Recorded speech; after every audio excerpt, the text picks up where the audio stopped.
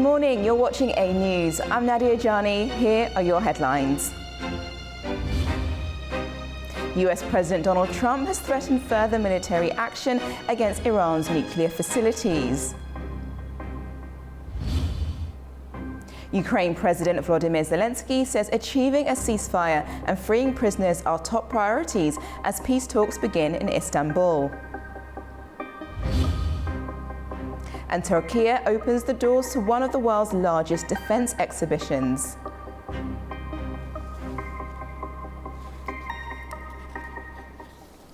The war of words between Washington and Tehran is heating up. US President Donald Trump has issued a stark warning after Iran admitted 3 of its nuclear sites were severely damaged in US strikes last month.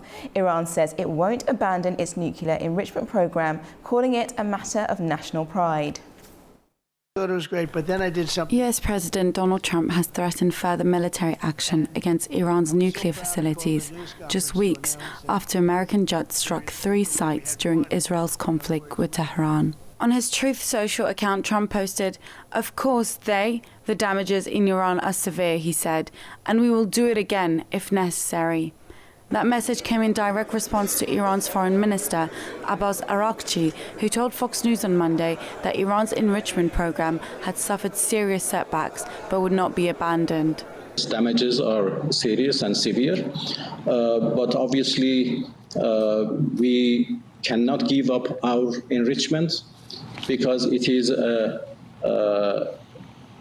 an achievement of our own scientists, and now more than that, it is a question of national pride. The US airstrikes on Iran in June hit Fordow, Natanz and Isfahan, their key facilities in Iran's nuclear network. Though Trump had claimed that they were completely obliterated, US intelligence later assessed the program had only been delayed by a few months, a report that the White House called flat out wrong. Meanwhile, Iran says it's preparing for new nuclear talks with European nations in Istanbul this Friday, the first since the Israel and Iran ceasefire last month. The talks will focus on sanctions relief and Iran's nuclear commitments, coming amid the fallout of last month's US airstrikes. Tehran maintains its program is peaceful, but with threats of further military action, the diplomatic path looks increasingly fragile. Previously, our reporter Andy Miok discussed the latest surrounding Iran's nuclear program and upcoming talks with the European countries. He spoke to nuclear energy expert Bruno Goncalves on the political weight of Beijing's connection. In the frame of the Joint Comprehensive Plan of Action that was signed, UK, Germany and France, and in face of this view or these declarations from Iran, they may bring a snapback mechanism which will bring heavy sanctions back into Iran. So these negotiations are crucial for Iran to keep negotiating on the oil market and to have access also to the financial market. So the results are quite important for Iran. So it will be a very complicated negotiation because there's no reason to have a program for high-enriched uranium, a civil program for high-enriched uranium. And of course, the partners and all the partners and signatories are not willing to accept this view from Iran. So China is already a very important market for Iran because after the sanctions from the United States in 2018, China became a very important partner for oil transactions into 2020. By the end of 2022, 1.1 to 1.2 million of barrels per day of oil was traded with China. So in China and Russia, Iran may find the allies that it requires to keep up in the market and to try to compensate the sanctions that may be imposed by the other partners. But of course, this snapback mechanism will be proposed to the UN Security Council and should be accepted by the 15 members of the UN Security Council. So it will be very complicated talks, but China and Russia are by far important partners to allow Iran to continue on the markets. Ukraine President Volodymyr Zelenskyy says achieving a ceasefire and freeing prisoners are top priorities as fresh peace talks with Russia are set to begin in Turkey today. It's the first high-level negotiations for nearly 2 months. Zelenskyy stressed efforts by Ukraine and its partners to organise a leaders' peace summit and secure the return of civilians and children held by Moscow. Despite 2 previous rounds of talks in Istanbul, no breakthrough has been reached in ending the war. A meeting was held with our negotiating team. Rustem Umerov will lead the delegation at the next meeting with the Russian side. We agreed on the meeting's agenda and identified the key topics for Ukraine. The release of our people from Russian captivity must continue, and necessary procedures for a new exchange have already begun. We expect our people back tomorrow. I very much hope it will be successful. The United Nations Security Council is urging greater efforts for global peace. The UN body has adopted a resolution to strengthen peaceful dispute mechanisms and urges member states to make full use of the tools listed in Article 33 of the UN Charter. The United Nations Security Council has unanimously adopted a resolution aimed at strengthening mechanisms for the peaceful settlement of disputes. The resolution urges all UN member states to make full use of the tools outlined in Article 33 of the UN Charter, including negotiation, inquiry, mediation, arbitration, and judicial settlement. UN Secretary-General Antonio Guterres called on member states to reaffirm their commitment to multilateralism and the peaceful resolution of conflicts through diplomacy, while upholding international law and the principles of the UN Charter to promote global peace and security. Around the world, we see an utter disregard for, if not outright violation of, international law, including international human rights law, international refugee law, international humanitarian law, and the UN Charter itself, without any accountability. These failures to uphold international obligations are coming at a time of a widening geopolitical divides and conflicts. And the cost is staggering, measured in human lives, shattered communities, and lost futures. We need look no further than the horror show in Gaza, with a level of death and destruction without parallel in recent times. Guterres also highlighted that peace requires deliberate choice and sustained effort, with the UN Security Council playing a central role in the global framework for peace and security. The Trump administration is withdrawing from the United Nations cultural agency, UNESCO. It's the second time President Donald Trump has pulled out of the organization, and this time it takes effect at the end of 2026. Nick Harper sent in this report from Washington. Another term in office, another chance to withdraw the US from UNESCO. Donald Trump, during his first term in the White House, decided to pull the US out of the UN's cultural organization. His successor, Joe Biden, rejoined the organization, only for Donald Trump to now announce it's time to pull the US out once again. We're told that this will take effect at the end of next year. The State Department's spokesperson, Tammy Bruce, put out the announcement saying continued involvement in UNESCO is not in the national interest of the United States. Remember, Donald Trump is all about America first, not about multilateralism, which is something that this UN organization very much represents. Tammy Bruce going on to say that the UNESCO organization has an outsized focus on a globalist ideological agenda for international development. And she said quite clearly that was at odds with the US's America First foreign policy. The US does dislike international organizations under Donald Trump. He is not keen on that idea of working with other countries in a multilateral format. He has already withdrawn the United States out of the WHO, the World Health Organization, and also the UN's Human Rights Council. UNESCO has put out a statement saying, however regrettable, this announcement was anticipated, and UNESCO, it said, was prepared for it. They also say that the financial impact of the US decision will be limited. The US only funds the overall annual budget by about 8%. And we're told that UNESCO has already diversified in recent years, finding other financial sources.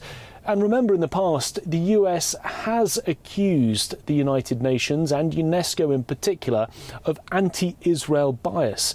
UNESCO, for example, back in 2011, allowed Palestine to become a full member of UNESCO. Tammy Bruce from the State Department also citing that growing anti-Israel rhetoric within the organisation was part of this US decision to withdraw once again. Nick Harper for A News in Washington, D.C. US President Donald Trump has announced what he calls an historic trade deal with Japan, lowering tariffs and pledging major Japanese investment in America. But with limited details and mixed industry reaction, questions remain over the scope of the agreement. I presented to you on stage. President Donald Trump has claimed a victory on what he's calling the largest trade deal in history with Japan. The agreement cuts tariffs on Japanese goods from 25% to 15% and brings a massive investment pledge from Tokyo worth $550 billion US. However, many of the deal's details remain unclear. But I just signed the largest trade deal in history. I think maybe the largest deal in history with Japan. And that was done with Japan. They had their top people here, and we worked on it long and hard, and it's a great deal for everybody. I always say it has to be great for everybody. It's a great deal. A lot different from the deals in the past, I can tell you that. But we're doing really well as a country. We're strong. Trump also says the US will have greater access to Japanese markets for American goods, including cars, trucks, and agricultural products. Japan's Prime Minister Shigeru Ishiba says the deal also boosts energy cooperation between the two allies. We also confirmed that we will cooperate to strengthen energy security between the two countries, including increasing exports of the United States, liquefied natural gas to Japan in a mutually beneficial manner. While Trump touted the deal on Truth Social, both the White House and Japan's foreign ministry have yet to provide full details. And with the 1st of August tax hike deadline looming, industries are still wondering what the deal really means.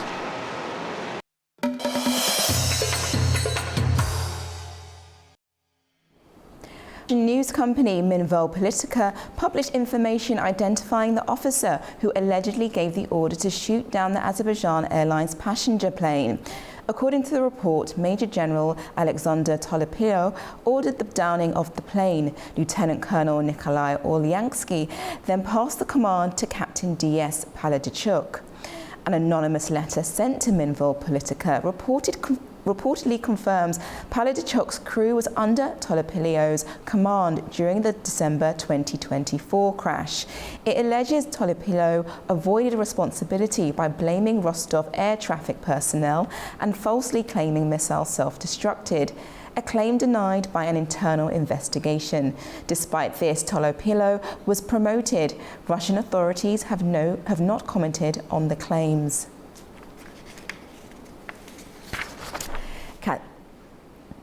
Kazakhstan plans to boost oil exports through the Baku-Tbilisi-Tehran route by an additional 100,000 tonnes this year.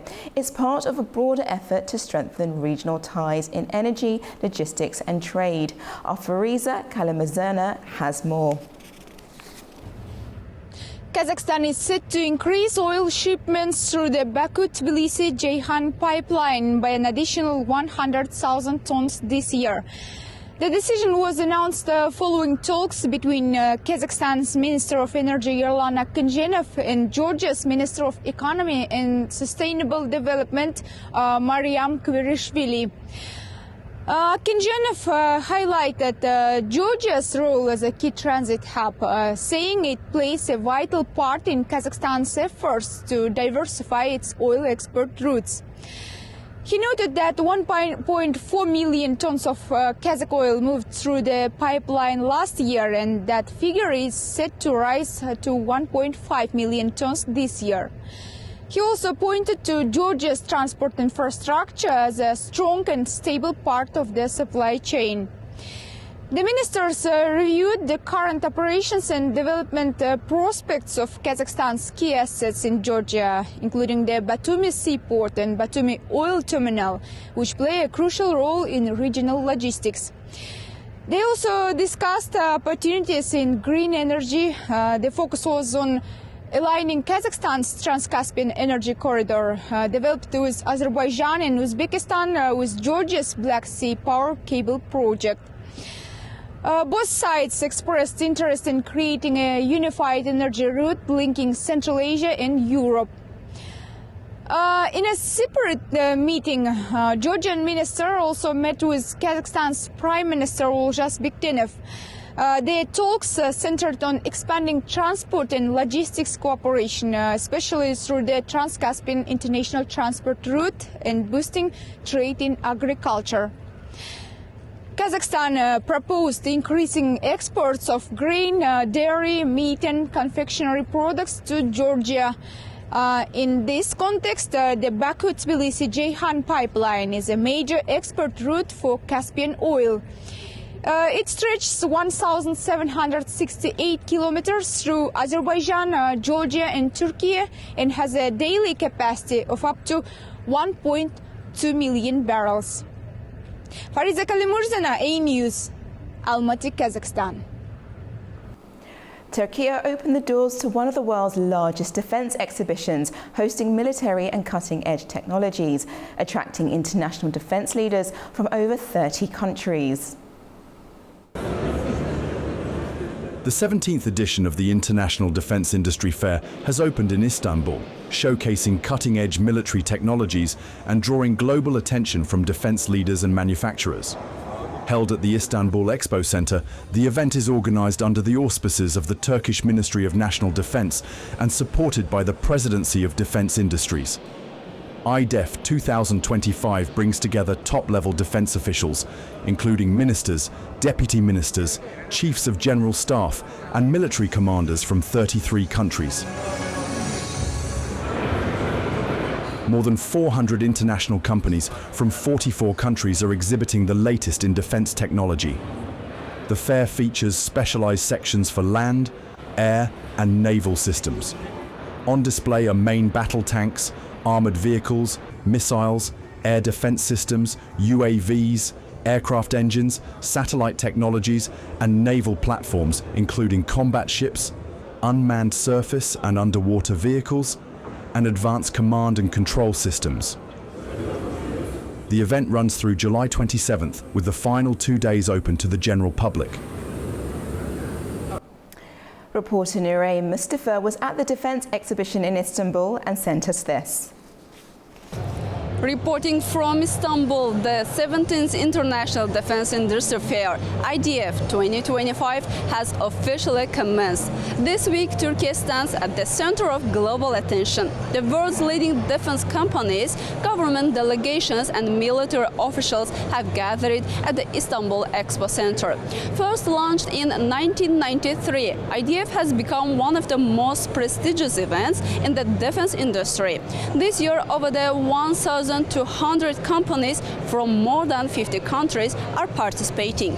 In addition to hosting the fair, Turkey is also showcasing its transformation from a regional power into a global defense player. Leading firms such as Baykar, Aselsan, TUSAŞ and Roketsan are unveiling their latest innovations, from unmanned aerial vehicles to AI-powered combat systems. IDEF is not just a weapon exhibition. It also serves as a hub for defense diplomacy. NATO allies, along with representatives from the Middle East, Africa and Central Asia, are holding bilateral meetings and are discussing avenues for cooperation. This year, the exhibition space has expanded to include both the Istanbul Expo Center and Atatürk Airport, allowing for more displays and interactive activities. One of the standout additions is the Defenders of Tomorrow Zone, DOT, where university projects and startups are showcasing creative ideas that shape the future of industry. panels and seminars are ongoing, where experts are discussing the sector's key challenges. Traditional ship visits have been organized closer to the exhibition area the year, offering direct access to naval technologies. IDEF 2025, where technology, diplomacy, and innovation converge, will run until 27 July. At the event, A News got an exclusive interview with Selçuk Bayraktar, the chairman of Baykar Technologies. The company is widely known for its unmanned aerial vehicles. This is what Bayraktar had to say on the evolving defence partnership between Turkey and Azerbaijan and the domestic development of defence technologies. I think the Turkish states are reviving their defense establishment and making a big mark in history in the defense world. Turkey has made a significant advancement in the last 20 years, especially in the field of unmanned systems. Right now, Baykar is the leading exporter and the producer of big-sized drones. TB2 Bayraktar, TB2 Bayraktar, TB3 Akıncı and Kızıl Elma. And Baykar has become the largest producer of big drones in the world now. And also, along with that, the family of munitions and the payload systems are all being developed and produced indigenously in Turkey. Similarly, what we see in Azerbaijan is a similar trend is growing in Azerbaijan as well. The new age of defense technology is being developed by Azerbaijani engineers. We have established Bayraktar Technology Azerbaijan a couple of years back, and the team there is a world-class team, highly educated Azerbaijani engineers, young folks, and so inshallah they're gonna make a big mark for the freedom of Azerbaijan, for the defense of Azerbaijan and the independence of Azerbaijan, and for the Turkish states. And we hope and pray that they will play a significant role in making the world a much safer place. Last year presented the Akıncı drone to the President Ilham Aliyev. What are the next steps specifically for the Baykar Technology Azerbaijan? So they are developing, our fellows there, fellow engineers are developing indigenous systems specifically made in Azerbaijan and designed in Azerbaijan, and will hopefully release the details once they're ready to be released to the public. Thank you. Thank you so much.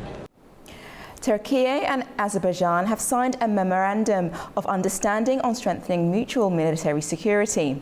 The agreement signed in Istanbul by the two countries' defence chiefs covers joint training, intelligence sharing, cooperation in defence technology and coordination on regional security.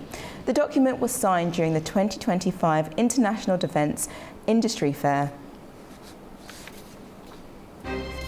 That's all for your news for now. Have a wonderful morning and stay tuned to A News.